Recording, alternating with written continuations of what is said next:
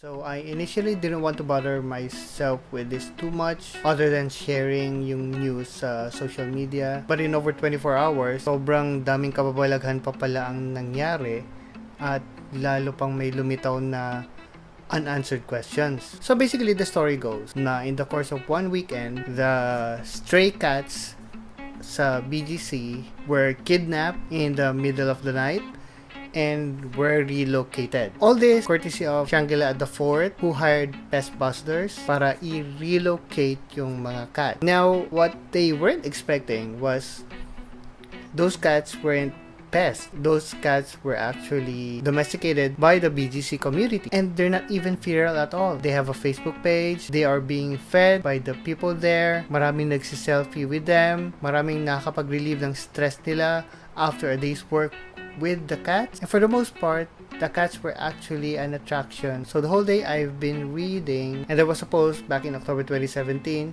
which I also shared on my Facebook account that claimed that nakausap niya yung security guard ng Shangri-la at the fort, and may balak nga yung management na kunin yung mga cats and i-relocate or i-dispose actually, I think. And so we know na matagal na nilang plano ito. Of course, Shangri-La didn't count on people actually loving the cat. The people realized they were gone, hinahanap nila, and then wala na, and were looking for answers. So after all the commotion na nangyayari, it took Shangri-La 24 hours to actually release their side of the story, wherein they claim na they never disposed of the cats. In fact daw, ina-encourage pa raw nila na maalagaan yung cats by having their employees adopt some of them, and that they are reaching out to Cat Welfare to find the cats and bring them back to BGC. Now, reading through all that sa statement nila, there wasn't a mention of pest busters who they officially hired to go zero dark 30 on the cats in the middle of the night. And so this bothered me kasi one, I'm a cat person and I understand how cats work. How in the world do you relocate cats? You can only relocate a cat, and mahirap pa itong gawin by giving a cat a new home. And cat people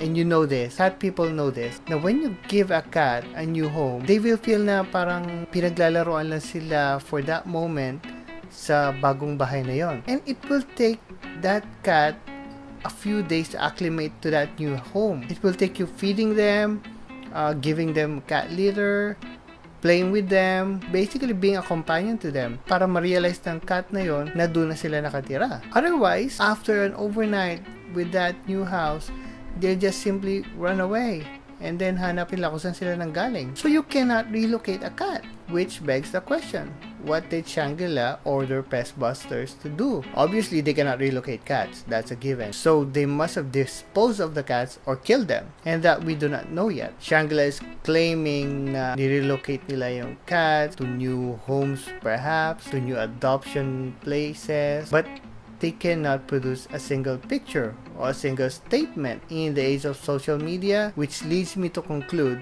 that Shangri-La cannot produce pictures of the cats kasi alam nila makikilala ng mga tao yung mga cats. Kung gumamit sila ng mga phony cats just to say, oh, here's the cat that we relocated to a new home. And the thing that really got to my nerves this morning is reading that people got blocked on FB, got reported, had their passwords reset just because they left 1-star reviews or bad reviews do sa Facebook page ng Shang. And that Facebook page, they had an admin na delete lahat ng negative reviews about them. As it turns out, hindi sila nakontento sa pag-delete ng mga reviews. They had to report those people giving bad reviews to Facebook. And there are no coincidences.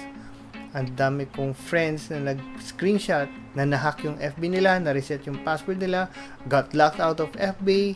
That, my friends, is dirty business. So I'm reading an article sa Inquirer right now, pero yeah, you can read dahil marami pang ibang sources. This says that Cat Welfare will demand a public apology from Shangri-La for their ignorance of the Animal Welfare Act and pest busters for some violation. Obviously, I think dapat hindi na tinanggap ng pest busters itong trabaho to dahil lang sa fact na cats aren't pests. Shangri-La is claiming that half of the cats have been adopted by employees. Can we have some proof of those employees, or are they ghost employees? Shangri-La also says that they would like to assure everyone that no harm has been done to the cats that were relocated. Okay, that sounds terribly sketchy. So you relocate a cat, and we all know by now that you cannot do that. And then what? Have them to fend for themselves? I think this is a case of ignorance is bliss. Out of sight, out of mind. They never bothered if they are actually being taken care of.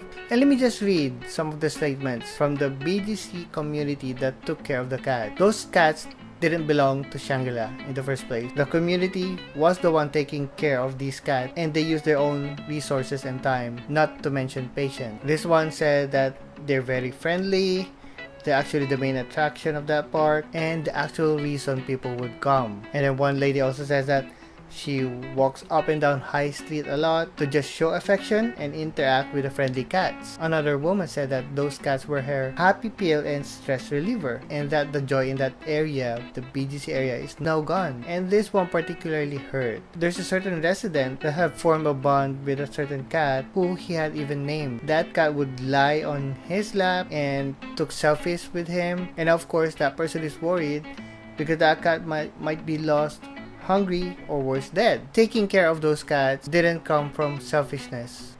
Sa management ng Shang, I say i-produce niyo yung mga cats or show evidence na adopted na sila and make a proper apology to everyone. And you have to pay.